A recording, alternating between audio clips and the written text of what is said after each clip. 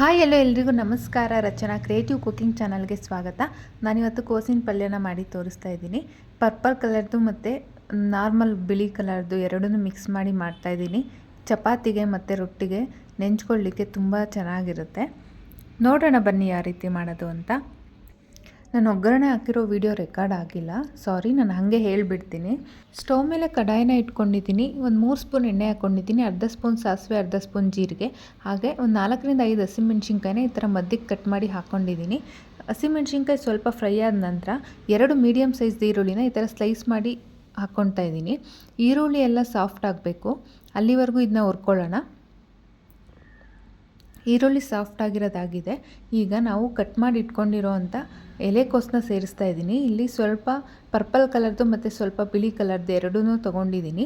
ಈ ಒಂದು 3ರಿಂದ 4 ಸತಿ ಚೆನ್ನಾಗಿ ಇದನ್ನು ತೊಳ್ಕೊಬೇಕು, ಅಥವಾ ಕಟ್ ಮಾಡಿ ಉಪ್ಪು ನೀರಲ್ಲಿ ನೆನೆಸಿಟ್ಟು ನೀಟಾಗಿ ಒಂದು ಸತಿ ವಾಶ್ ಮಾಡಿ ಹಾಕ್ಕೊಂಡ್ರೂ ನಡೆಯುತ್ತೆ.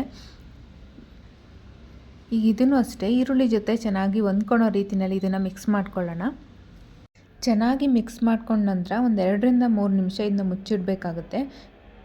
ಬೇಗ ಕುಕ್ ಆಗುತ್ತೆ ಲಿಡ್ ಕ್ಲೋಸ್ ಮಾಡಿ ಬೇಯಿಸೋದ್ರಿಂದ. ಈಗ ಲಿಡ್ ಓಪನ್ ಮಾಡಿದ್ದೀನಿ. ಇನ್ನೊಮ್ಮೆ ಇದನ್ನು ಮಿಕ್ಸ್ ಮಾಡ್ಕೊತಾ ಇದ್ದೀನಿ. ನಾನು ಉಪ್ಪು ಹಾಕಿಲ್ಲ, ಇವಾಗ ಉಪ್ಪನ್ನು ಸೇರಿಸ್ತೀನಿ. ಈಗ ಮಿಕ್ಸ್ ಮಾಡ್ಕೊಂಡಿರೋದಾಗಿದೆ. ನಮಗೆ ರುಚಿಗೆ ಎಷ್ಟು ಬೇಕೋ ನೋಡಿಕೊಂಡು ಉಪ್ಪನ್ನು ಸೇರಿಸ್ಬೇಕು. ನಾನು ಇಲ್ಲಿ ಪುಡಿ ಉಪ್ಪನ್ನ ಹಾಕ್ತಾಯಿದ್ದೀನಿ. ಈಗ ಉಪ್ಪು ಹಾಕಿದ ಮೇಲೆ ಇನ್ನೊಮ್ಮೆ ಮಿಕ್ಸ್ ಮಾಡ್ಕೊಳ್ಳೋಣ.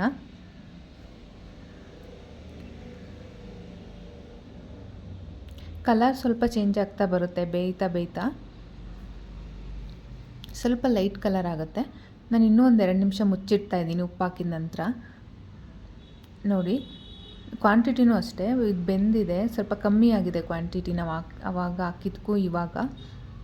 ಈಗ ನಾನು ಇದಕ್ಕೆ ಫ್ರೆಶ್ ತೆಂಗಿನಕಾಯಿ ತುರಿನ ಸೇರಿಸ್ತಾ ಇದ್ದೀನಿ, ಒಂದು ಅರ್ಧ ಕಪ್ನಷ್ಟು.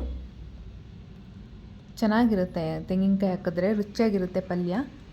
ನಾವು ಸ್ಟವ್ ಆಫ್ ಮಾಡಿ ಕೂಡ ಲಾಸ್ಟಲ್ಲಿ ತೆಂಗಿನಕಾಯಿನ ಹಾಕ್ಕೊಂಡು ಮಿಕ್ಸ್ ಮಾಡಿಕೊಂಡ್ರೂ ಆಗುತ್ತೆ. ಆವಾಗ ಫ್ರೆಶ್ಶಾಗಿ ತಿಂತೀವಿ ಅನ್ನೋದಾದರೆ, ಲಂಚ್ ಬಾಕ್ಸಿಗೆ ಕೊಟ್ಟು ಕಳಿಸ್ತೀವಿ ಅನ್ನೋದಾದರೆ ಕಾಯಿನ ಸ್ವಲ್ಪ ಚೆನ್ನಾಗಿಯೇ ಹುರ್ಕೊಬೇಕು. ಈಗ ಲಾಸ್ಟಲ್ಲಿ ನಾನು ಕೊತ್ತಂಬರಿ ಸೊಪ್ಪನ್ನು ಸೇರಿಸ್ತಾ ಇದ್ದೀನಿ, ಸಣ್ಣದಾಗಿ ಕಟ್ ಮಾಡಿರೋ ಅಂಥದ್ದು. ಇನ್ನೊಮ್ಮೆ ಇದನ್ನು ಮಿಕ್ಸ್ ಮಾಡ್ಕೊತಾ ಇದ್ದೀನಿ. ಕಂಪ್ಲೀಟಾಗಿ ಇವಾಗ ಕೋಸಿನ ಪಲ್ಯ ರೆಡಿಯಾಗಿದೆ. ಚಪಾತಿಗೆ ಮತ್ತು ರೊಟ್ಟಿಗೆ ತುಂಬ ಚೆನ್ನಾಗಿರುತ್ತೆ ಕಾಂಬಿನೇಷನ್ನು.